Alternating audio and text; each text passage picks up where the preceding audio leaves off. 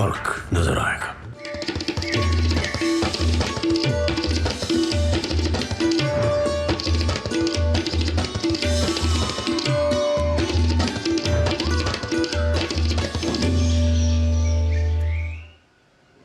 सुप्रभात, नमस्कार। एक नई सुबह की शुरुआत के साथ हम हाजिर हैं एक नए तेवर और नए क्लेवर के साथ नया सवेरा के इस खास अंक को लेकर। मैं हूं आपके साथ भावना नैयर और मेरे साथ हैं मेरी सहयोगी आंचल।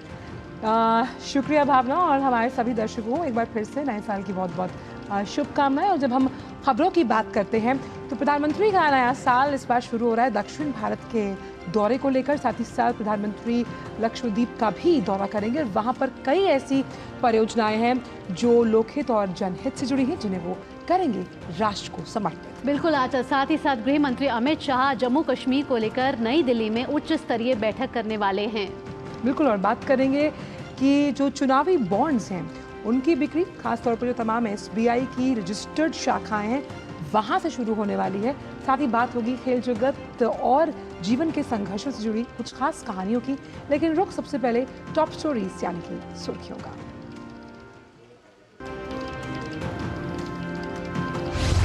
प्रधानमंत्री नरेंद्र मोदी आज से तमिलनाडु और लक्षद्वीप की 2 दिवसीय यात्रा पर 19,850 करोड़ रुपए से अधिक की कई विकास परियोजनाओं का करेंगे उद्घाटन, लोकार्पण और शिलान्यास।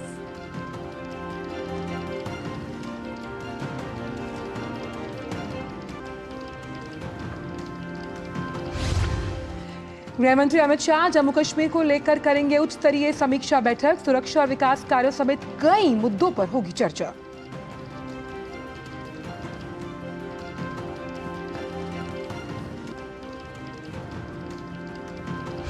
स्टेट बैंक ऑफ इंडिया की देश भर में 29 अधिकृत शाखाओं के माध्यम से आज से 11 जनवरी तक होगी चुनावी बॉन्ड्स की बिक्री।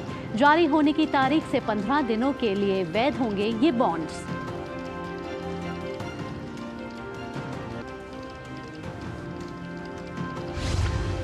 विकसित भारत संकल्प यात्रा में एक और महत्वपूर्ण उपलब्धि, भागीदारों की संख्या 8 करोड़ के पार।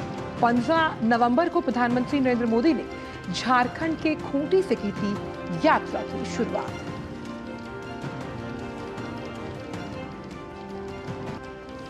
अंतर्राष्ट्रीय खबरों में, जापान ने शक्तिशाली भूकंप के बाद सर्वोच्च स्तर पर सुनामी चेतावनी वापस ली। हालांकि समुद्र में घातक लहरों के उठने की आशंका के चलते तटवर्ती क्षेत्रों में रहने वालों से अभी अपने घरों को ना लौटने की सलाह दी।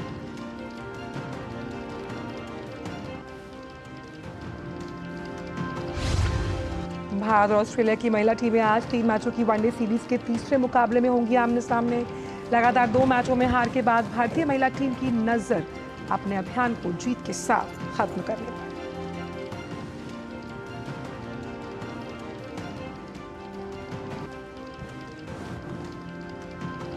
और मौसम विभाग ने कहा, दिल्ली, पंजाब, हरियाणा, उत्तर प्रदेश और उत्तरी राजस्थान के कुछ भागों में अगले 2 दिन तक जारी रहेगी शीतलहर।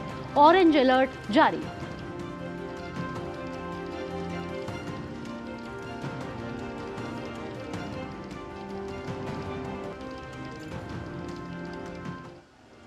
नया सवेरा की शुरुआत करते हैं और सबसे पहले देखते हैं देश भर से कुछ खास खबरें। बिल्कुल, और बात करते हैं प्रधानमंत्री नरेंद्र मोदी की, जिनका आज से तमिलनाडु और लक्षद्वीप का 2 दिवसीय दौरा है वो रहने वाला है।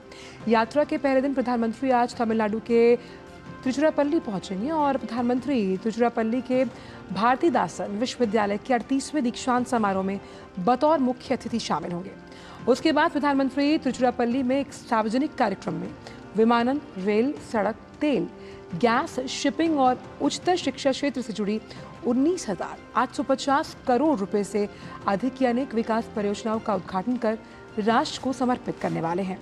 इसके बाद प्रधानमंत्री लक्षद्वीप के अगत्ती पहुंचेंगे, जहां वह एक सार्वजनिक समारोह को संबोधित करेंगे। कैसा रहने वाला है उनका कार्यक्रम, आइए जानते हैं इस खास रिपोर्ट के जरिए। तिरुचिरापल्ली के भारतीदासन विश्वविद्यालय के 38वें दीक्षांत समारोह में प्रधानमंत्री नरेंद्र मोदी विश्वविद्यालय के मेधावी छात्रों को पुरस्कृत करेंगे। इसके अलावा पीएम तिरुचिरापल्ली अंतर्राष्ट्रीय हवाई अड्डे पर नए टर्मिनल भवन का उद्घाटन करेंगे। ये टर्मिनल भवन 1100 करोड़ रुपए से अधिक की लागत से विकसित किया गया है। 2 स्तरीय नया अंतर्राष्ट्रीय टर्मिनल भवन सालाना 44 लाख से अधिक यात्रियों और व्यस्त समय के दौरान लगभग 3500 यात्रियों को सेवा देने की क्षमता रखता है। नए टर्मिनल में यात्रियों के लिए अत्याधुनिक सुख सुविधाएं मौजूद हैं। प्रधानमंत्री कई रेलवे परियोजनाओं को भी राष्ट्र को समर्पित करेंगे। इनमें 41 किलोमीटर से ज्यादा लंबी सेलम मैग्नेसाइट जंक्शन, ओमालूर मेट्टूर बांध खंड के दोहरीकरण की परियोजना शामिल है। मदुरई तुतीकोरिन तक 160 किलोमीटर के रेल लाइन खंड के दोहरीकरण की परियोजना और रेल लाइन विद्युतीकरण के लिए 3 परियोजनाएं शामिल हैं। प्रधानमंत्री सड़क क्षेत्र की 5 परियोजनाएं राष्ट्र को समर्पित करेंगे और कई परियोजनाओं का शिलान्यास भी करेंगे। प्रधानमंत्री 9000 करोड़ रुपए से अधिक की महत्वपूर्ण पेट्रोलियम और प्राकृतिक गैस परियोजनाओं को राष्ट्र को समर्पित करेंगे और आधारशिला भी रखेंगे। पीएम मोदी कलपक्कम स्थित इंदिरा गांधी परमाणु अनुसंधान केंद्र में fast reactor fuel reprocessing plant भी राष्ट्र को समर्पित करेंगे। एनआईटी तिरुचिरापल्ली में पीएम मोदी 500 बिस्तरों वाले लड़कों के छात्रावास एमेथिस्ट का उद्घाटन भी करेंगे।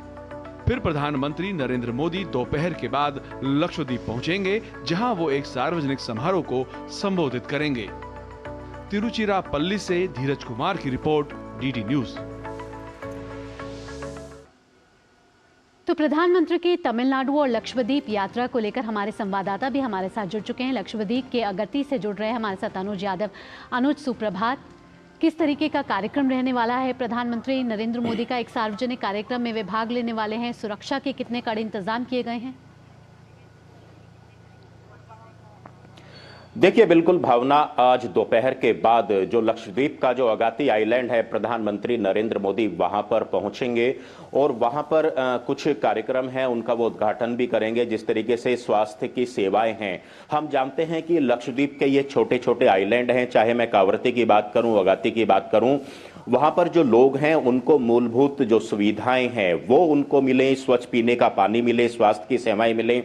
और जो सबसे बड़ी बात भावना है, अब इन बेसिक जो लोगों की नीड्स हैं उनको पूरा करने के अलावा अब यहां का डिजिटाइजेशन किया जा रहा है। यहां पर सौर ऊर्जा के माध्यम से यहां पे इलेक्ट्रिसिटी लोगों को उपलब्ध कराई जा रही है। इस तरह की शुरुआत प्रधानमंत्री नरेंद्र मोदी यहां पर करेंगे। और दूसरी सबसे बड़ी बात है कि यहाँ के लोगों को जो हाई स्पीड इंटरनेट सेवाएं हैं वो यहाँ पर मिले। और उसी का एक सबसे बड़ा कारण है कि 20 अगस्त 2020 को प्रधानमंत्री नरेंद्र मोदी ने जो लाल किले से घोषणा की थी कि जो लक्षद्वीप के आइलैंड हैं उनको भी 5G इंटरनेट सेवा से जोड़ने का जो काम है वो शुरू होगा। अब हम कह सकते हैं कि लक्षद्वीप के ये आइलैंड जो हैं वो 5G इंटरनेट सेवा से जुड़ सकेंगे। प्रधानमंत्री इसका लोकार्पण करेंगे। सबमरीन जो ऑप्टिकल फाइबर केबल है उसको कोचीन से लेके लक्षद्वीप तक जो है उसका यहां पर जाल बिछाया गया है। तो कुल मिलाकर प्रधानमंत्री आज अगाती में 2:30 बजे अगाती पहुंचेंगे और यहां पर एक जनसभा को भी संबोधित करेंगे, सीधे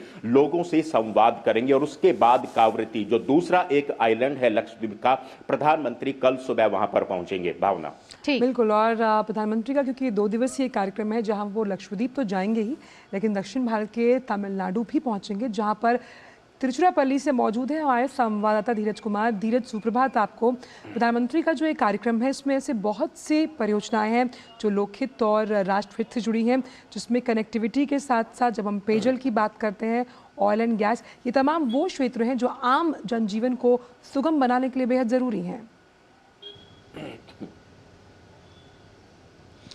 बिल्कुल आपने सही कहा आंचल।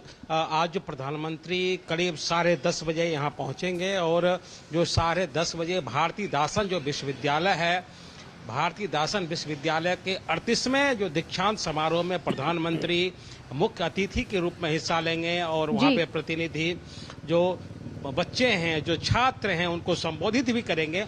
और इसके बाद जबकि दीक्षांत समारोह का कार्यक्रम पूरा होगा, उसके बाद प्रधानमंत्री तिरुचिरापल्ली में एक और जनसभा को संबोधित करेंगे। और जिस जनसभा में जो तिरुचिरापल्ली के लिए, राज्य के लिए लगभग 19,850 करोड़ रुपये की जो विभिन्न जो परियोजनाएं हैं वो परियोजनाएं राज्य को, राष्ट्र को समर्पित करेंगे और कुछ जो परियोजना है उसकी आधारशिला रखेंगे।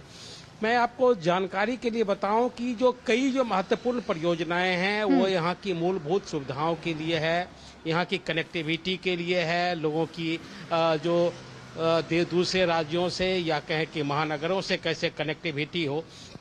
जो सबसे महत्वपूर्ण जो कनेक्टिविटी की बात की जा रही है वो माना जा रहा है वो यहाँ का जो तिरुचिरापल्ली का जो अंतर्राष्ट्रीय हवाई अड्डा है, हवाई अड्डा पर एक टर्मिनल भवन का जो राष्ट्र को समर्पित करेंगे प्रधानमंत्री, और उस टर्मिनल को लगभग 1100 करोड़ रुपये की लागत से तैयार किया गया है।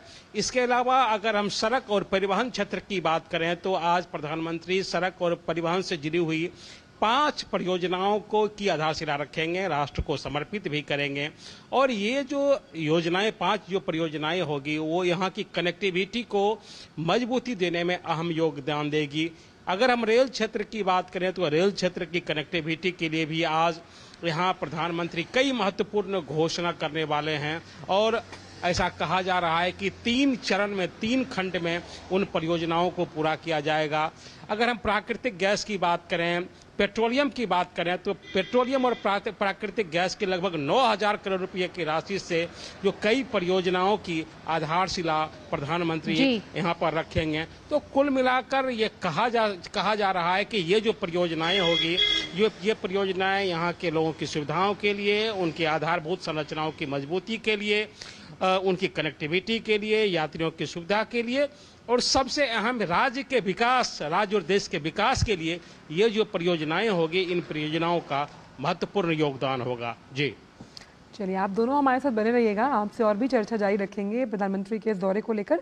लेकिन नया सवेरा में फिलहाल वक्त एक छोटे से ब्रेक का है।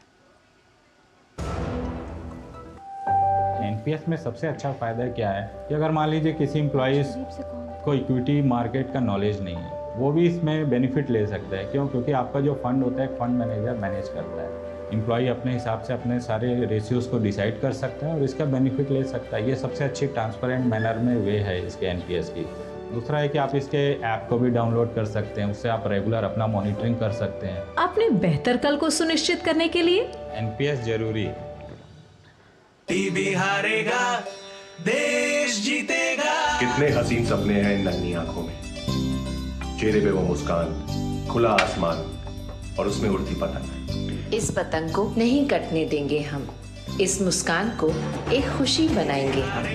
एक सपना खुली आंखों से हमने देखा है, फिर से एकजुट हो जाएंगे हौसले। टीबी मुक्त भारत बनाएंगे टू हेल्प इंडिया ये टीबी फ्री बाय 2025।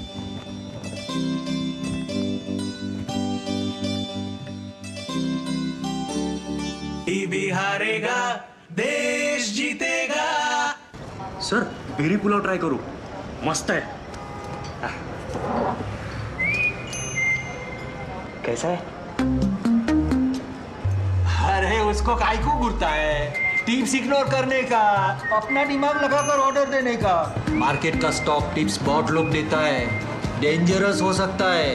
कंपनी और रिस्क पूरा समझने का, फिर इन्वेस्ट करने का। सोच कर समझ कर इन्वेस्ट कर। माँ, ये खीर किसके लिए? आज तेरे दादाजी का जन्मदिन है, उनके लिए। तो मैं दादाजी को क्या दूँ? अपना मोबाइल फोन देना। ये क्या कर रही है? दादाजी के लिए आयुष्मान कार्ड बना रही हूँ। घर बैठे? हाँ। आयुष्मान ऐप पर जाकर अपना या परिवार के सदस्य का नाम लाभार्थी सूची में ढूंढें, आधार, ओटीपी या फेस ऑथ द्वारा ऑथेंटिकेट करें, डिटेल्स भरें। अब मोबाइल से फोटो खींचकर अपलोड करें। दादाजी, ये लीजिए अपना आयुष्मान कार्ड। ये उपहार तो जीवन भर काम आएगा। और एक प्रकार से पीएम जय अब गरीबों की जय बन गई है। 5 लाख तक के मुफ्त उपचार की गारंटी, स्वास्थ्य का वरदान आयुष्मान। ब्रेक के बाद नया सवेरा में आप सभी का स्वागत है और प्रधानमंत्री की 2 दिवसीय यात्रा है आज से तमिलनाडु और लक्षद्वीप में। और हमारे संवाददाता ज़्यादा जानकारी के लिए हमारे साथ लगातार जुड़े हुए हैं। अनुज यादव हैं लक्षद्वीप से और धीरज कुमार हैं तमिलनाडु से। एक बार फिर आपके पास लौटना चाहेंगे धीरज। आप जिस तरीके से बता रहे थे कि कई विकास परियोजनाएं आज तमिलनाडु के लोगों को समर्पित की जाएंगी, और साथ ही साथ धीरज मैं आपसे ये भी पूछना चाहूँगी कि राजनीति के लिहाज से भी ये कार्यक्रम कहीं ना कहीं बहुत ही महत्वपूर्ण होने वाला है। दक्षिण भारत से नए साल की शुरुआत कर रहे हैं प्रधानमंत्री नरेंद्र मोदी और लोकसभा चुनाव जो है वो भी पास है, तो इस लिहाज से प्रधानमंत्री नरेंद्र मोदी की गारंटी कितनी क्योंकि लोगों तक तो पहुंच ही रही है, साथ ही साथ कितनी महत्वपूर्ण साबित होगी ये यात्रा? बिल्कुल आपने सही सवाल किया है। जैसा कि ऐसा कहा जा रहा है कि दक्षिण भारत से प्रधानमंत्री ने अपनी चुनावी यात्रा की शुरुआत कर दी है और चुनावी यात्रा में एक ऐसे राज्य को उन्होंने चुना है जहां की बीजेपी को अपने जनाधार को मजबूत करना है, जनाधार को बनाना है। और आप देख सकते हैं कि कल ही मैं यहां पहुंचा और यहां पे जिस तरीके से लोगों में उत्साह यहां देखने को मिला और जिस तरीके से इस प्रधानमंत्री के आगमन के लिए शहर को सजाया गया, लोगों को कैसे प्रधानमंत्री के कार्यक्रम में आना है उसके लिए उनको जानकारी दी जा रही है, उनको बताया जा रहा है। दोनों तरफ से बैरिकेडिंग की जा रही है और ऐसा माना जा रहा है कि जब प्रधानमंत्री केवल अभी से थोड़ी देर के बाद 10:30 बजे विश्वविद्यालय भारतीदासन विश्वविद्यालय में जबकि दीक्षांत समारोह कार्यक्रम में पहुंचेंगे तो इस तरीके की तैयारी है कि सड़क के दोनों किनारे जो पब्लिकों की जो आवाजाही है, आपसे थोड़ी देर बाद ही मैं आपको दिखाऊंगा, आपको देखने को मिलेगा कि किस तरीके से लोग प्रधानमंत्री को देखने के लिए, उनकी एक झलक पाने के लिए यहाँ आपको बेताब दिखेंगे। और उस तरीके की तैयारी शुरू हो चुकी है। जो लोग हैं, जो स्थानीय जनता है, महिलाएं हैं, उनका आना जाना शुरू हो चुका है और अब से कुछ ही देर के बाद देखेंगे कि जिस सड़क के किनारे अभी हम खड़े हैं, इन किनारों में दोनों तरफ से लोग प्रधानमंत्री की एक ललक पाने को व्याकुल होंगे। और जो आपने जो विकास परियोजनाओं की बात की, जाहिर सी बात है जबकि साल 2024 में के मार्च अप्रैल में जबकि यहाँ लोकसभा के चुनाव होंगे तो भारतीय जनता पार्टी ने राज्य में विकास की जो सौगात है, भरपूर सौगात देकर एक बार जरूर इस बात की कोशिश की है कि जी भारतीय जनता पार्टी की जो सरकार होगी वो सरकार अपने विकास की गारंटी के साथ आएगी। और उस विकास की गारंटी में उन्होंने आप देख सकते हैं कि यहाँ की जो मूलभूत संरचना है, मूलभूत आधार है, उस पर बिल्कुल इसी विकास को लेकर लक्षद्वीप में भी बहुत कुछ होने वाला है, जिसकी जानकारी के साथ अनुज जुड़े हुए हैं। अनुज, लक्षद्वीप की अगर बात की जाए या फिर अंडमान की भी अगर हम बात करें तो ये तमाम यहाँ पर छोटे छोटे द्वीप हैं और एक समस्या जो ये लक्षद्वीप जिससे जूझता है वो खारे पानी की है। और जिस तरह के संयंत्र को आज प्रधानमंत्री राष्ट्र को समर्पित करेंगे वो कैसे खारे पानी को मीठे पानी में तब्दील करेगा, उसलिए वहाँ की जनता के लिए भी आज का दिन बेहद अहम।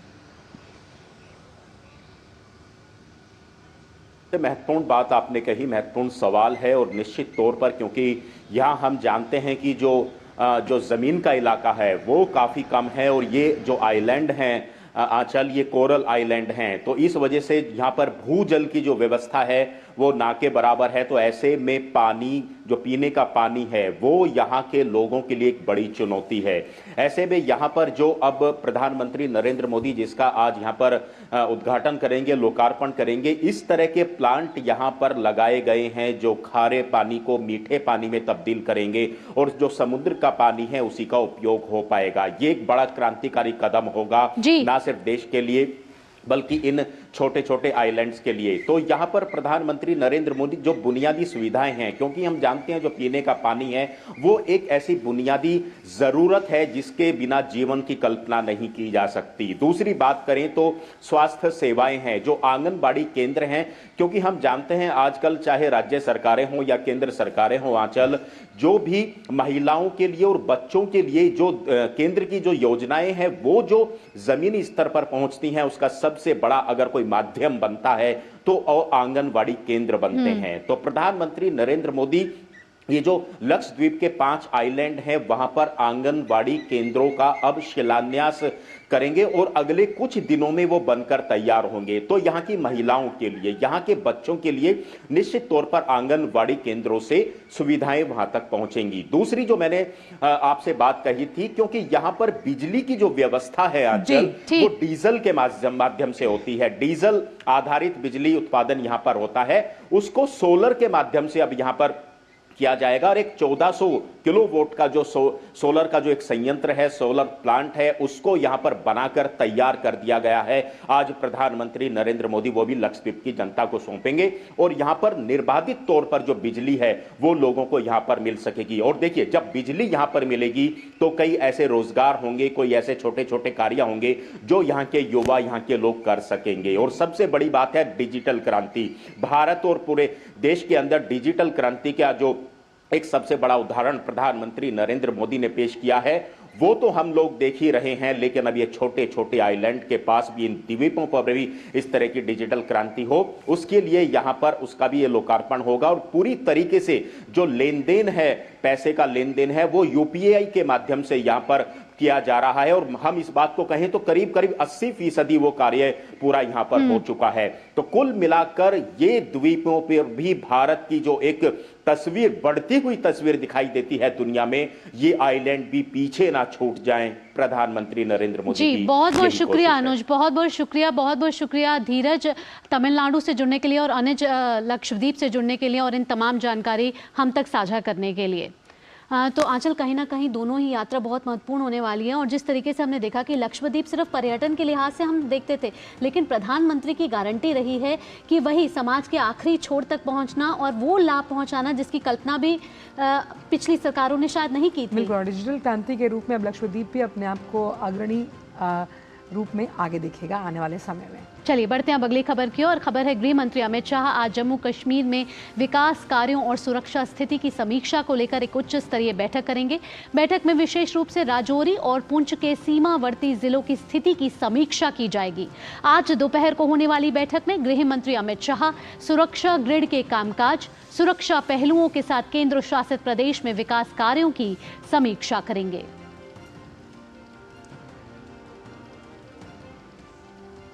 और अब बात चुनावी बॉन्ड्स को लेकर, जिनकी बिक्री आज से शुरू होनी है।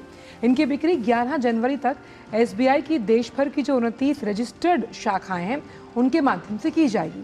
बॉन्ड्स जारी होने की तारीख से 15 दिनों के लिए वैध होंगे और यदि जो वैधता यानी वैलिडिटी है उसकी अवधि समाप्त होने के बाद बॉन्ड जमा किया जाता है तो किसी भी भुगतानकर्ता राजनीतिक दल को कोई भुगतान नहीं किया जाएगा। केवल पंजीकृत राजनीतिक दल जिन्होंने पिछले आम चुनाव या राज्य की विधानसभाओं में मतदान का कम से कम 1% वोट हासिल किया था वो ही चुनावी बॉन्ड्स प्राप्त करने के लिए पात्र होंगे।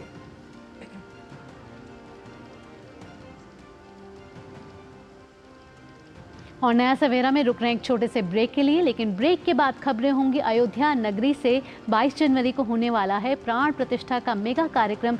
कैसी है तैयारियां, आपको रूबरू कराएंगे नया सवेरा में। आप जुड़े रहिए लगातार नया सवेरा के साथ।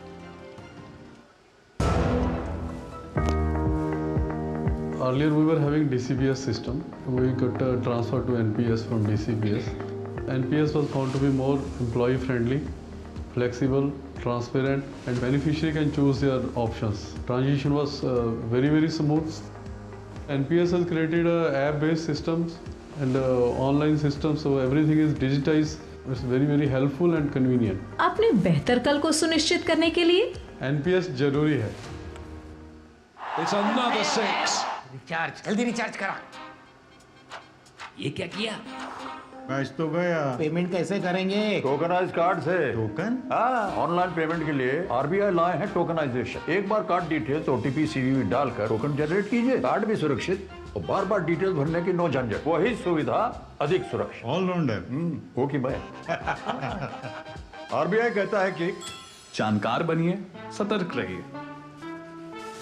तुम्हें पता है इन्वेस्टर्स के लिए कि इन्वेस्टर प्रोटेक्शन फंड होता है IPF, लेकिन अगर तुम्हारा ट्रेड एक्सचेंज पर एग्जीक्यूट नहीं हुआ या फिर कोई गारंटीड रिटर्न्स वाली स्कीम है तो ये IPF आपकी मदद नहीं कर सकता है।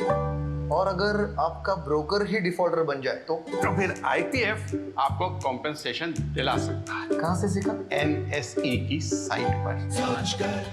समझकर इन्वेस्ट कर। ब्रेक के बाद सभी का स्वागत और अब बात करते हैं अयोध्या धाम में होने वाले रामलला विराजमान कार्यक्रम से जुड़ी हुई।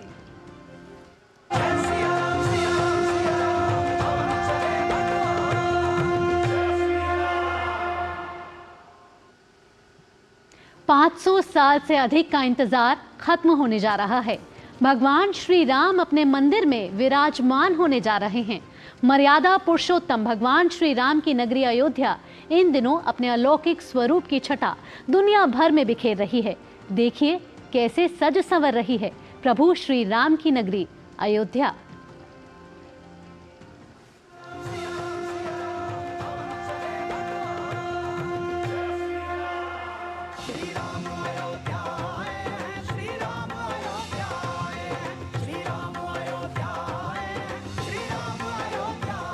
सज रही है अयोध्या, संवर रही है अयोध्या। अयोध्या में जहां एक ओर भव्य और दिव्य राम मंदिर बन रहा है, वहीं धर्म नगरी अयोध्या का कायाकल्प हो रहा है। 22 जनवरी को प्रभु श्री राम के प्राण प्रतिष्ठा से पहले आस्था और प्राचीन धरोहरों से भरी अयोध्या के पुराने वैभव को कायम किया जा रहा है। पौराणिक शहर की पौराणिकता को सहेजते हुए धर्म नगरी अयोध्या को आधुनिक सुख सुविधाओं से लैस करते हुए विश्व स्तरीय पर्यटन नगरी के रूप में विकसित किया जा रहा है। अयोध्या में होने वाले भव्य श्री राम मंदिर के उद्घाटन के साथ अयोध्या के वैभव को फिर से स्थापित किया जा रहा है। प्राचीन धरोहर अयोध्या नगरी के वैभव में 4 चांद लगाते हैं। इन धरोहरों का गौरव एक बार फिर से लौटाया जा रहा है। अयोध्या में पुराने मंदिरों का पुनरुद्धार हो रहा है। पहचान के साथ राम पथ, भक्ति पथ, धर्म पथ, श्री राम जन्मभूमि पथ बनाकर पर्यटकों की सहूलियतों का विस्तार हो रहा है। सड़कों पर सूर्य स्तंभ लगे हैं। सूर्य स्तंभ की तो कल्पना भी किसी ने नहीं की थी और न ही आकर्षण चुराने वाली आधुनिक लाइटों की, लेकिन यह सब साकार हुआ। इस अलौकिक छटा का दर्शन करने के लिए देश के साथ साथ दुनिया भर के श्रद्धालु आएंगे। श्रद्धालुओं के लिए एक तरफ जहां प्राचीन धरोहरों की ऐतिहासिकता को कायम किया जा रहा है, वहीं आस्था नगरी में नए रेलवे स्टेशन और एयरपोर्ट में आधुनिकता की झलक देखने को मिल रही है। मर्यादा पुरुषोत्तम भगवान श्री राम की नगरी अयोध्या इन दिनों अपनी अलौकिक स्वरूप की छटा दुनिया भर में बिखेर रही है। अयोध्या की इस अद्भुत खूबसूरती का हर कोई दीदार कर रहा है। इस खूबसूरती को और 4 चांद लगाने के लिए अयोध्या को सजाया और संवारा जा रहा है।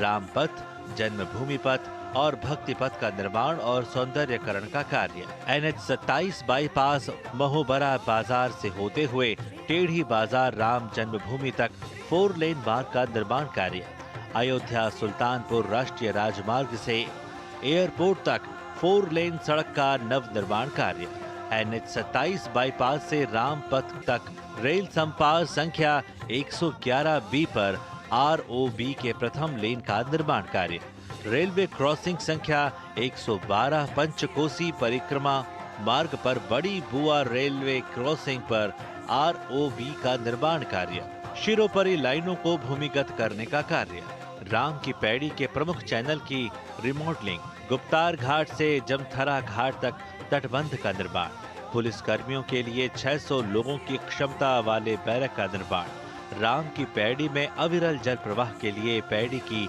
रिमॉडलिंग का कार्य, सूर्य कुंड में जन सुविधाओं का विकास, सूर्य कुंड में लाइट एंड साउंड शो का कार्य, अंतर्राष्ट्रीय राम कथा संग्रहालय में digital Ramayana gallery, smart solar street light, Ayodhya bypass का सौंदर्यकरण, अयोध्या में 8 कुंडों के पानी संरक्षण का कार्य। प्रभु श्री राम की नगरी अयोध्या प्राचीन धरोहरों से भरी पड़ी है।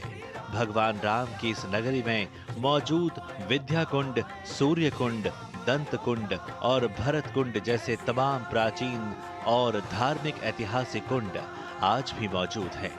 22 जनवरी को रामलला के प्राण प्रतिष्ठा से पहले अयोध्या नगरी के इन ऐतिहासिक धार्मिक स्थलों का सौंदर्यकरण का काम राजस्थान से मंगाए गए पत्थरों और कारीगरों से कराया जा रहा है, जिसको 22 जनवरी 2024 तक पूरा करने का लक्ष्य रखा गया है।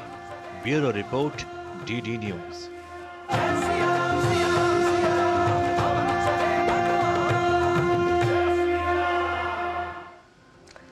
तो भगवान राम की प्राण प्रतिष्ठा का समय करीब आते ही अयोध्या के साधु सन्यासियों में भी काफी उत्साह है। अयोध्या के साधु सन्यासियों से बात की है हमारे संवाददाता चंद्रशेखर जोशी ने। आइए आपको सुनवाते हैं।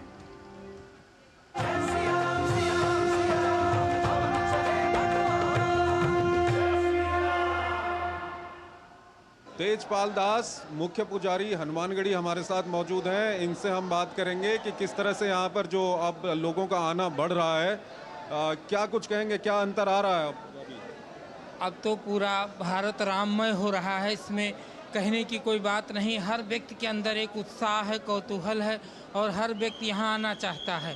इस समय तो अयोध्या में पूरा हर तरफ राममय है। पहले की अपेक्षा लगभग 10 गुना अधिक लोग आ रहे हैं यहाँ पे और लोगों का प्रतिदिन अनुपात बढ़ ही रहा है। तैयारियां कैसी चल रही हैं 22 तारीख की? 22 तारीख की बहुत ही अच्छी तैयारियां चल रही, क्योंकि जो लोग बाहर से आ रहे हैं उनके रहने की व्यवस्थाएं इत्यादि सुचारू रूप से चल रही हैं और यहाँ जो संघ है और यहाँ की व्यवस्थाएं हैं, पुलिस प्रशासन है, वो भी बहुत अच्छे से हर तैयारी कर रहा है। कहाँ से आए हैं आप? हम अयोध्या मंदिर पे ही यहीं हनुमानगढ़ी पे ही रहते हैं। तो आप ये बताओ कि अब ये 22 तारीख को भगवान राम की प्राण प्रतिष्ठा होगी और उससे पहले जिस तरह से लोगों की भीड़ बढ़ रही है, ये लगातार ये भीड़ जो है एक हिंदू जनमानस में एक जागरूकता आ रही है और यही 1 तारीख है जब पहले की पार्कों में भीड़ लगती थी। अब यही 1 तारीख नई जनवरी है जो कि जो मंदिरों में भीड़ लग रही है, तो इससे बड़ी बात और क्या हो सकती है। सनातन की जीत है ये भी।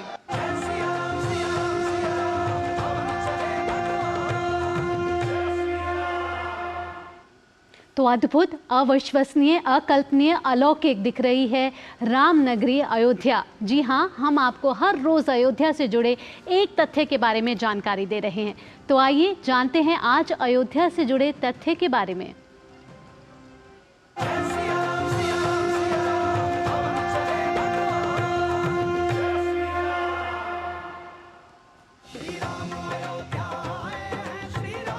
अयोध्या को पूर्व में साकेत के नाम से जाना जाता था, जो भारत का एक प्राचीन शहर है।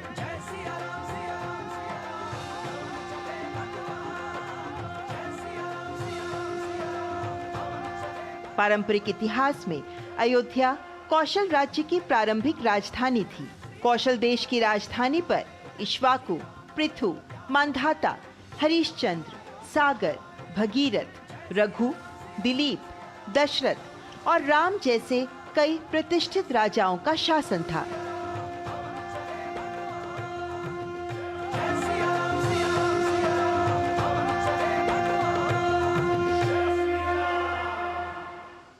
तो ये ऐसे कई रोचक तथ्य हैं जो हम और आप नहीं जानते थे और इस न्यूज़ के मंच के माध्यम से हम रोज़ आपको ऐसे ही तथ्य जो कि अयोध्या से जुड़े हैं उनसे रूबरू करवाएंगे। लेकिन आगे बढ़ने से पहले जो दर्शक हमसे अभी अभी जुड़े हैं, डालते हैं सुर्खियों पर एक बार फिर से नजर। प्रधानमंत्री नरेंद्र मोदी आज से तमिलनाडु और लक्षद्वीप के 2 दिवसीय यात्रा पर 19,850 करोड़ रुपए से अधिक की कई विकास परियोजनाओं का करेंगे उद्घाटन, लोकार्पण और शिलान्यास।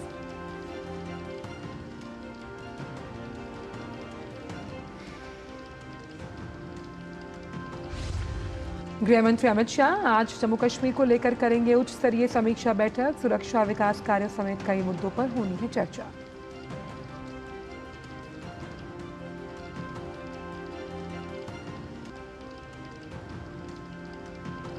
स्टेट बैंक ऑफ इंडिया की देश भर में 29 अधिकृत शाखाओं के माध्यम से आज से 11 जनवरी तक होगी चुनावी बॉन्ड्स की बिक्री। जारी होने की तारीख से 15 दिनों के लिए वैध होंगे ये बॉन्ड्स।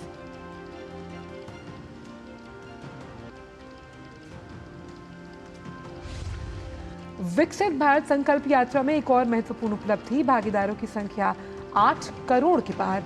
15 नवंबर को प्रधानमंत्री नरेंद्र मोदी ने झारखंड के खूंटी से की थी यात्रा की शुरुआत।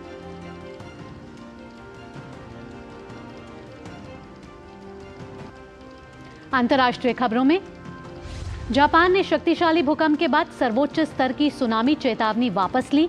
हालांकि समुद्र में घातक लहरों के उठने की आशंका के चलते तटवर्ती क्षेत्रों में रहने वालों से अभी अपने घरों को न लौटने की सलाह दी।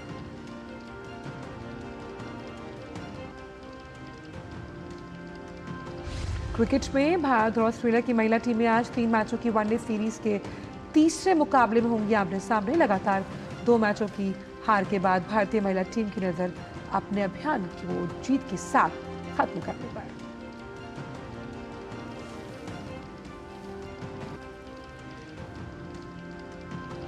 और मौसम विभाग ने कहा, दिल्ली, पंजाब, हरियाणा, उत्तर प्रदेश और उत्तरी राजस्थान के कुछ भागों में अगले 2 दिन जारी रहेगी शीतलहर, ऑरेंज अलर्ट जारी।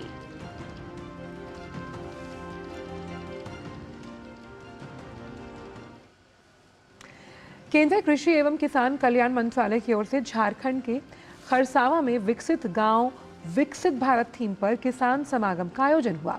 मौके पर किसानों को प्रशिक्षण दिया गया। साथ ही साथ स्टॉल्स से जो किसान लाभान्वित हुए हैं वो भी वहां पर थे। और किसान समागम का शुभारंभ राज्यपाल सीपी राधाकृष्णन और केंद्रीय कृषि मंत्री अर्जुन मुंडा ने किया। देखिए रिपोर्ट। राज्यपाल सीपी राधाकृष्णन और केंद्रीय कृषि मंत्री अर्जुन मुंडा ने खरसावा के गोंडपुर मैदान में किसान समागम का शुभारंभ किया। इस दौरान राज्यपाल ने कहा कि केंद्र सरकार की योजनाओं से कृषि के क्षेत्र में क्रांतिकारी परिवर्तन हो रहा है। मौके पर केंद्रीय कृषि मंत्री अर्जुन मुंडा ने कहा कि गांवों, कस्बों और शहरों को विकसित बनाने के लिए प्रधानमंत्री नरेंद्र मोदी के नेतृत्व में सरकार योजनाबद्ध ढंग से काम कर रही है। उन्होंने कहा कि पीएम के विकसित भारत बनाने के संकल्प को हम सबको मिलकर पूरा करना है। माननीय प्रधानमंत्री जी ने वहां से विकसित भारत संकल्प यात्रा की शुभारंभ की है, तो उस यात्रा का आज एक पड़ाव खरसावा में हुआ है। तो यहाँ से नए दीप जलाकर प्रज्वलित कर हम विकसित भारत बनाएंगे। इस संकल्प के साथ हम अपने गांव को हरियाली बनाएंगे। मेले में सांसद विद्युत वरण महतो और संजय सेठ ने भी अपनी बात रखी। श्री सेठ ने कहा कि प्रधानमंत्री नरेंद्र मोदी ने किसानों के कल्याण के लिए अनगिनत योजनाएं चलाई हैं और किसान सम्मान निधि से किसानों को बड़ा सहारा मिला है। कोई कसर नहीं छोड़ रहे, तो किसान हमारे अन्नदाता हैं। अब ड्रोन दीदी का भी समय आ गया है। किसानों को उनकी खेती में हरियाली लाने के लिए प्रधानमंत्री नरेंद्र मोदी जी जो लगातार प्रयास कर रहे हैं। मेले में किसानों को प्रशिक्षण भी दिया गया। यहाँ कृषि क्षेत्र से जुड़े करीब 150 स्टॉल भी लगाए गए थे, जिसके जरिए किसानों को लाभान्वित किया गया। लाभुक किसानों ने सरकार के इस पहल की सराहना की। हम लोग सब एफपीओ के अंदर में ही हम लोग काम करते हैं, किसान है और सारा चीज जो है हम लोग का मैक्सिमम हम लोग का ये ऑर्गेनिक। माननीय प्रधानमंत्री का जो 10,000 एफपीओ बनाने का सपना है उसका एक हमारा एफपीओ भी अंग है। इस मौके पर राज्यपाल और केंद्रीय मंत्री ने प्रगतिशील किसानों को सम्मानित किया। साथ ही साथ किसानों के बीच बीज का वितरण हुआ और उन्हें कृषि के नवीनतम तकनीकों से रूबरू कराते हुए उन्हें कृषि के साथ मुर्गी पालन जैसे आयामों के जरिए आमदनी बढ़ाने के तरीके भी बताए गए। खरसावा से अनूप मिश्रा के साथ मैं दिवाकर कुमार। और अब खबरें विकसित भारत संकल्प यात्रा से जुड़ी हुई।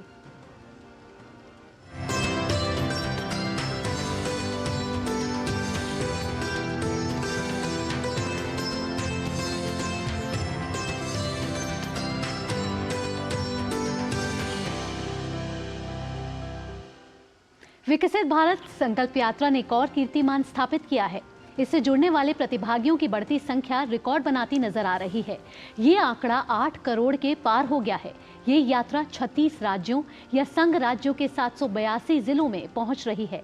इस दौरान 5,256 शहरी क्षेत्रों और 1,46,800 ग्राम पंचायतों तक आईईसी वैन पहुंच रही है। इस दौरान विकसित भारत संकल्प यात्रा ने शानदार सफलता अर्जित की है। ताज़ा आंकड़ों के मुताबिक इस समय प्रतिभागियों की संख्या 8 करोड़ से अधिक हो चुकी है। इस यात्रा की सफलता का अंदाजा हर दिन जुड़ रहे नए प्रतिभागियों से लगाया जा सकता है। और विकसित भारत संकल्प यात्रा के आयोजन का मकसद जरूरतमंद और पात्र लोगों को योजनाओं का लाभ दिलाना है, जिसे विभिन्न विभागों की ओर से सुनिश्चित किया जा रहा है। लखीमपुर में इस यात्रा का जोरदार स्वागत किया गया। इस दौरान मेरी कहानी मेरी जुबानी के तहत विभिन्न योजनाओं के लाभार्थियों ने अपनी मन की बात साझा की। आइए सुनते हैं। मोदी सरकार की गारंटी वाली गाड़ी जब खीरी जनपद के मुख्यालय लखीमपुर खीरी पहुंची तो शहरी और आसपास के ग्रामीण क्षेत्रों से आए लोगों ने भव्य स्वागत किया। इस दौरान लोगों ने आईईसी वैन यानी सूचना, शिक्षा और संचार वैन के माध्यम से सरकार की योजनाओं की जानकारी प्राप्त की। इस कार्यक्रम का शुभारंभ सदर विधायक योगेश वर्मा ने किया। कार्यक्रम में विभिन्न जन कल्याणकारी योजनाओं की जानकारी तो दी ही गई, साथ ही स्वास्थ्य परीक्षण कैंप भी लगाया गया और भारत सरकार और उत्तर प्रदेश सरकार द्वारा संचालित योजना के लाभार्थियों को प्रधानमंत्री स्वनिधि लाभ, आयुष्मान कार्ड, आवास योजनाओं का प्रमाण पत्र दिया गया। इस मौके पर लाभार्थियों ने मेरी कहानी मेरी जबानी के माध्यम से अपने जीवन में आए बदलाव के बारे में बताया। मुझे स्वनिधि योजना के अंतर्गत 1000 रुपये मिले थे, उससे मैंने अपना रोजगार बढ़ाया है। आगे प्रधानमंत्री ने ये बहुत अच्छा काम किया है। हमें पीएम आवास मिला है। आज हम बहुत खुश हैं। पहले तो हम टीन में रहते थे, हम बच्चों के साथ में भीगते बारिश में, हमारे पास नहीं मकान था। अब हमें पक्का मकान नया मिला है, हम उसमें रह रहे हैं आराम से, कोई दिक्कत नहीं है हमें। हम पीएम मोदी जी को धन्यवाद देते हैं। केंद्र सरकार की जन कल्याणकारी योजनाओं के क्रियान्वयन और जानकारी को जन जन तक पहुंचाने के उद्देश्य से चल रही विकसित भारत संकल्प यात्रा का मकसद देश के हर पात्र तक योजनाओं का लाभ पहुंचाना है। इस मामले में उत्तर प्रदेश पहले नंबर पर बना हुआ है। Bureau report, DD news. और अब बदलते मौसम से जुड़ी खबर। दिल्ली समेत देश के उत्तरी हिस्से में कड़ाके की ठंड पड़ रही है। पारा लगातार गिरता जा रहा है। दिल्ली एनसीआर में कोहरे और प्रदूषण की दोहरी मार पड़ रही है। वहीं शीतलहर से ठिठुरन बढ़ गई है। हाड़ कांपाती ठंड से बचने के लिए बेघर लोग रैन बसेरे में रह रहे हैं। मौसम विज्ञान विभाग आईएमडी ने घने कोहरे के कारण दिल्ली, पंजाब, चंडीगढ़, हरियाणा, पश्चिम और पूर्वी उत्तर प्रदेश और राजस्थान के कुछ हिस्सों के लिए ऑरेंज अलर्ट जारी किया है। अगले कुछ दिनों में राष्ट्रीय राजधानी में तापमान में और गिरावट आ सकती है। घने कोहरे के कारण कम हो रही दृश्यता के चलते कई ट्रेनें और उड़ानें प्रभावित हुई हैं। और दिल्ली में कोहरे के मद्देनजर 26 ट्रेनें देरी से चल रही हैं। भारतीय रेलवे ने इसकी जानकारी दी है। दिल्ली वासियों को कुछ दिनों पहले जबरदस्त कोहरे का सामना करना पड़ रहा था, लेकिन अब दिल्ली में कोहरे के सितम से लोगों को थोड़ी राहत मिली है।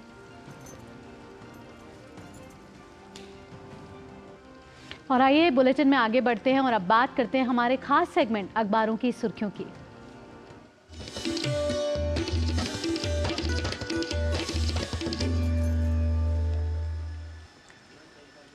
और हमारी सहयोगी संध्या हाजिर हैं अखबारों के इस खास सेगमेंट के लिए। संध्या, क्या कुछ समेट कर लाई हैं आप आज हमारे दर्शकों के लिए? जी आंचल, अखबारों की सुर्खियों के हमारे इस खास सेगमेंट की शुरुआत कर लेते हैं। भारत के 184 मछुआरे जो पाकिस्तान की जेल में कैद हैं और अपनी सजा पूरी कर चुके हैं, उस खबर के साथ जिसे आज सभी अखबारों ने प्रमुखता के साथ लिया है। दरअसल भारत सरकार के विदेश मंत्रालय ने एक सूची पाकिस्तान को सौंपी है और कहा है कि ये जो 184 मछुआरे हैं, इन्हें जल्द से जल्द भारत भेजने की कवायद शुरू की जाए और तुरंत इस मामले में कदम उठाए जाएँ। आपको बता दें कि हर साल 1 जनवरी और 1 जुलाई को दोनों देश एक दूसरे को जो एक दूसरे देशों की जेलों में बंद नागरिक होते हैं उनकी एक सूची सौंपते हैं और उसके तहत ही ये कदम उठाया जाता है। ये 2008 के समझौते के बाद से शुरू हुई कवायद है। आपको बता दें कि 47 नागरिक और 184 मछुआरे पाकिस्तान की जेल में कैद हैं। ये सूची भारत सरकार की ओर से सौंपी गई है। साथ ही साथ जो पाकिस्तान की ओर से सूची मिली है उसमें 337 पाकिस्तानी और 81 मछुआरे भारतीय जेलों में कैद हैं। 2014 से अगर अब तक की बात करें तो 67 नागरिक और लगभग 2500 से ज़्यादा मछुआरे भारत लाए जा चुके हैं। तो इस खबर को आज प्रमुखता के साथ सभी अखबारों ने लिया है। अगली खबर की बात करें तो ये है ब्रिटेन से जुड़ी हुई। जनसत्ता अखबार ने आज अपने पहले पेज पर लिया है और बाकी अखबारों ने भी इसे प्रकाशित किया है। दरअसल ब्रिटेन में 1 जनवरी यानी कि कल से नए साल के साथ ही नया नियम प्रभावी हो चुका है, जिसके तहत परिजनों को अब जो विद्यार्थी ब्रिटेन में पढ़ाई करने के लिए जाते हैं वो साथ में नहीं ले जा सकेंगे। और ये भी बताया कि नौकरी के लिए जो पहुंचने वाले लोग होते हैं उन पर लगाम लगाई जा सकेगी। ब्रिटेन की सरकार का मानना है कि ऐसा करने से लगभग 1 लाख से ज़्यादा जो लोग हैं वो ब्रिटेन में कम आ पाएंगे। तो ये फैसले की वजह ये ली गई है। अगली खबर की बात करें तो ये भी ब्रिटेन के अखबार से जुड़ी हुई खबर है, जिसे आज दैनिक जागरण अखबार ने अपने राष्ट्रीय पेज पर लिया है और बताया है कि जो दैनिक समाचार पत्र ब्रिटेन का है द गार्जियन, उसने ये कहा है कि मोदी का तीसरा कार्यकाल लगभग तय। जी हाँ, ये बात कहते हुए बताया है कि मध्य प्रदेश, छत्तीसगढ़ और राजस्थान यानी कि जो अभी 3 राज्यों के परिणाम आए हैं और प्रचंड बहुमत भारतीय जनता पार्टी को मिला है, प्रधानमंत्री नरेंद्र मोदी पर जिस तरह से जनता ने विश्वास जताया है, उस मजबूती के अलावा प्रधानमंत्री की जबरदस्त लोकप्रियता और राम मंदिर में होने वाले प्राण प्रतिष्ठा समारोह, ये तमाम ऐसे कारण हैं जिसकी वजह से द गार्जियन अखबार, जो ब्रिटेन का दैनिक अखबार है, उसने ये बताया है कि प्रधानमंत्री नरेंद्र मोदी का तीसरा कार्यकाल भी लगभग तय है। अगली खबर की बात करें तो राष्ट्रीय सहारा अखबार ने अपने मार्केट पेज पर इस खबर को लिया है। बाकी अन्य अखबारों ने भी बताया है कि डिब्बे में बंद उत्पाद पर विनिर्माण की तारीख और कीमत अब अनिवार्य होगी। विनिर्माण यानी कि मैन्युफैक्चरिंग 1 जनवरी से नियम लागू कर दिया गया है। सरकार ने इसकी अधिसूचना भी जारी कर दी है। दरअसल ये मानना है सरकार का कि प्रति इकाई बिक्री की कीमत लिखने से ज़्यादा इकाई खरीदने वाले उपभोक्ताओं को कीमत के मामले में निर्णय लेने में आसानी होगी। इस फैसले की ये वजह बताई गई है। और चलते चलते बात कर लेते हैं हरी भूमि अखबार की इस खबर के साथ। दरअसल केंद्रीय मंत्री कृष्णपाल गुर्जर ने ऐसे दिव्यांग बच्चों के साथ साल के पहले दिन की शुरुआत की जो कॉकलियर इम्प्लांट जिनका किया गया है। आपको बता दें कि भारत सरकार की एडिप स्कीम है और इसके तहत इन बच्चों का निःशुल्क कॉकलियर इम्प्लांट सर्जरी हुई है। ये ऐसे बच्चे हैं जिनकी परिवार की जो प्रतिमाह आय है वो 1500 रुपये से कम होती है और भारत सरकार ऐसे बच्चों के इम्प्लांट के लिए कदम उठा रही है। और इसके तहत जो बच्चे हैं उनमें सुनने की जो क्षमता होती है और बोलने की जो क्षमता होती है वो उनमें वापस लौटती है। तो ये एक अच्छी खबर है। दरअसल केंद्रीय मंत्री ने ये भी कहा कि भारत सरकार की जो ये योजना है इसका मूल उद्देश्य जो है वो बधिर बच्चों को मुख्य धारा में लाना है। तो आज के अखबारों की पहले साल की पहले दिन से जुड़ी हुई वो तमाम खबरें अलग अलग राष्ट्रीय और अंतर्राष्ट्रीय स्तर पर किस तरह से ली गई हैं वो आज प्रकाशित की गई हैं। बहुत बहुत धन्यवाद संध्या। पहले दिन की जो नए साल के पहले दिन की पहले जो अखबारें जो छपी हैं आज प्रकाशित हुई हैं उनकी खबरें समेटकर इतने कम समय में हमारे दर्शकों तक प्रस्तुत करने के लिए फिलहाल बुलेटिन में वक्त हो चला एक छोटे से ब्रेक का। ब्रेक के बाद भी खबरें जारी रहेंगी और खबरें होंगी दुनिया भर से, कारोबार से, खेल जगत से और फिल्म जगत से। फटाफट अंदाज में आप जुड़े रहिए नया सवेरा के साथ। NPS is a mode of creating post-retirement corpus having 2 basic characters in with its hand: disciplined saving and vigilant investment. अगर ये दोनों उसके क्राइटेरियाज मीट आउट होते हैं तो रिटायरमेंट कॉर्पस को पैदा करने के लिए इससे बढ़िया तरीका जो सिंपलेस्ट मोड में है वो और कोई अवेलेबल नहीं है। अपने बेहतर कल को सुनिश्चित करने के लिए NPS जरूरी है। मोदी सरकार की गारंटी, सस्ती दवाई, अच्छी दवाई, कम से कम 75% डिस्काउंट। अब तक जरूरतमंदों के 23,000 करोड़ रुपए बचे। हमारा संकल्प विकसित Bharat. Sir berry pulao try करो, मस्त है। कैसा है? अरे उसको काहे को घूरता है? टिप्स इग्नोर करने का, अपना दिमाग लगाकर ऑर्डर देने का। मार्केट का स्टॉक टिप्स बहुत लोग देता है, डेंजरस हो सकता है। कंपनी और रिस्क पूरा समझने का, फिर इन्वेस्ट करने का। समझ कर इन्वेस्ट कर। ब्रेक के बाद सभी का स्वागत और आइए अब देखते हैं दुनिया भर से जुड़ी कुछ खास खबरें।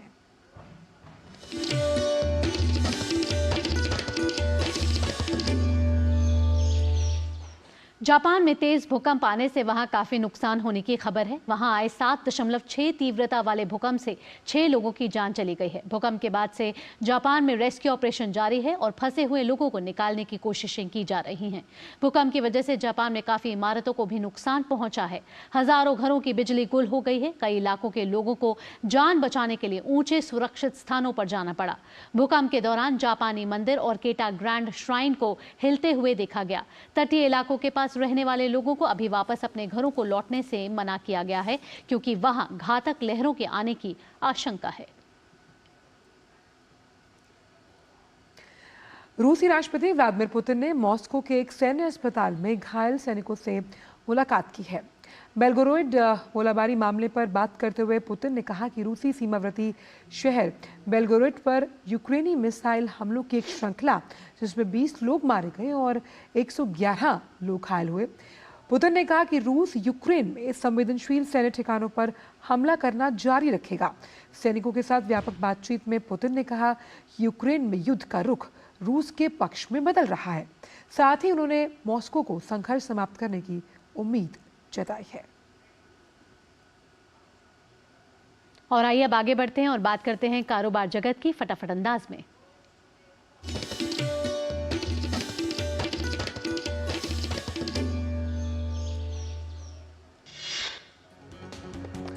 तो मौजूदा वित्त वर्ष में 31 दिसंबर तक रिकॉर्ड 8 करोड़ से ज्यादा इनकम टैक्स रिटर्न फाइल किए गए हैं।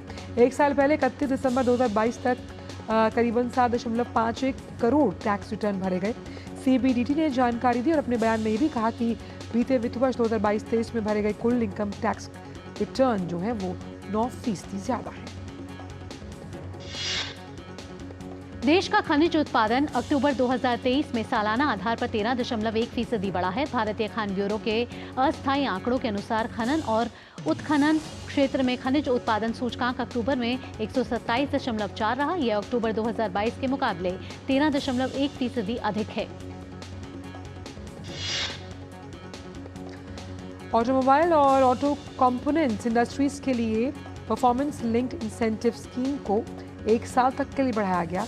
हैवी इंडस्ट्री मिनिस्ट्री की ये जानकारी सामने आई और इस स्कीम का कुल खर्च बढ़ाकर 25,938 करोड़ रुपए कर दिया गया।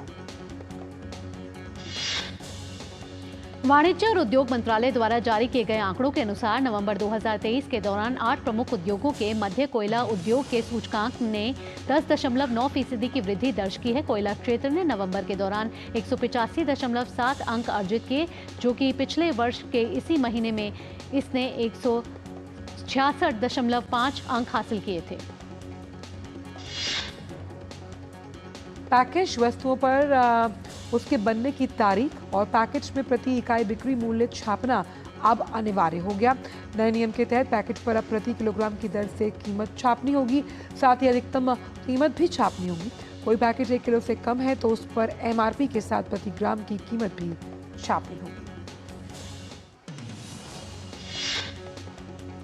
और अब खबरें खेल जगत से फटाफट अंदाज में।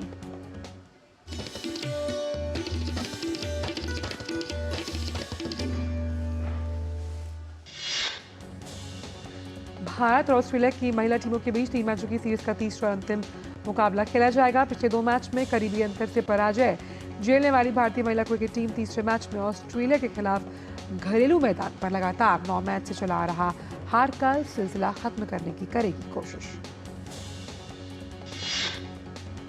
एशियाई खेलों के रजत पदक विजेता भाला फेंक खिलाड़ी किशोर जेना और डीपी मनु को वैश्विक ट्रैक एवं फील्ड की डोपिंग रोधी निगरानी संस्था एथलेटिक्स इंटीग्रिटी यूनिट के पंजीकृत परीक्षण पूल में शामिल कर लिया गया है। मौजूदा विश्व चैंपियन और एशियाई खेलों के स्वर्ण पदक विजेता नीरज चोपड़ा पहले से ही आरटीपी में शामिल है। पोलैंड ने यूनाइटेड कप टेनिस टूर्नामेंट के क्वार्टर फाइनल में जगह पक्की कर ली। प्री क्वार्टर फाइनल मैच में पोलैंड ने स्पेन पर 2-1 से जीत के साथ अंतिम क्वार्टर फाइनल में प्रवेश किया। जापान की नाओमी ओसाका ने ब्रिस्बेन इंटरनेशनल के शुरुआती मुकाबले में जीत दर्ज की है। पूर्व नंबर 1 ओसाका ने तमारा को 6-3, 7-6 के अंतर से हराने में सफलता पाई। ओसाका का मुकाबला अब पूर्व नंबर 1 3 बार की ब्रिस्बेन इंटरनेशनल चैंपियन कैरोलिना पिल्स्कोवा के साथ होगा। और बात ग्लैमर वर्ल्ड की, लेकिन फटाफट अंदाज में।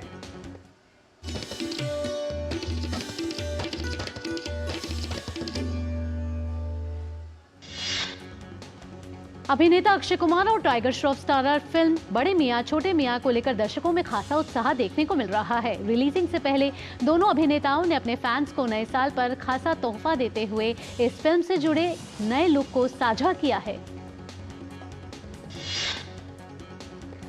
सिल्वर स्क्रीन पर शानदार प्रदर्शन के बीच फिल्म सालार के निर्माताओं ने नए साल पर दर्शकों को शानदार तोहफा देते हुए फिल्म के आकर्षक डायलॉग प्रोमो को जारी किया है। थलपति विजय की आगामी फिल्म का टाइटल जारी हो गया है। फिल्म निर्माताओं ने इसका नाम थलपति 68 से बदलकर the greatest of all time कर दिया है। इस ऐलान के साथ ही निर्माताओं ने इसका पोस्टर भी जारी किया है। अभिनेत्री रकुलप्रीत सिंह और प्रोड्यूसर जैकी भगनानी जल्दी शादी के बंधन में बंधने वाले हैं। रिपोर्ट्स की माने तो दोनों कुछ खास दोस्तों और परिवार के लोगों की मौजूदगी में फरवरी में गोवा में शादी करेंगे। सिनेमाघरों के बाद सिने दर्शक बहुत जल्द कंगना रनौत की फिल्म तेजस को OTT पर भी देख सकेंगे। तेजस को 5 जनवरी से OTT प्लेटफॉर्म ZEE5 पर प्रसारित किया जाएगा। करण जौहर की आगामी फिल्म दुल्हनिया 3 की तैयारियां शुरू। रिपोर्ट्स की माने तो इस फिल्म में वरुण धवन मुख्य भूमिका में नजर आएंगे। हालांकि इससे पहले हम्प्री शर्मा की दुल्हनिया और बद्रीनाथ की दुल्हनिया में मुख्य किरदार में रहने वाली आलिया इस फिल्म का हिस्सा नहीं होंगे।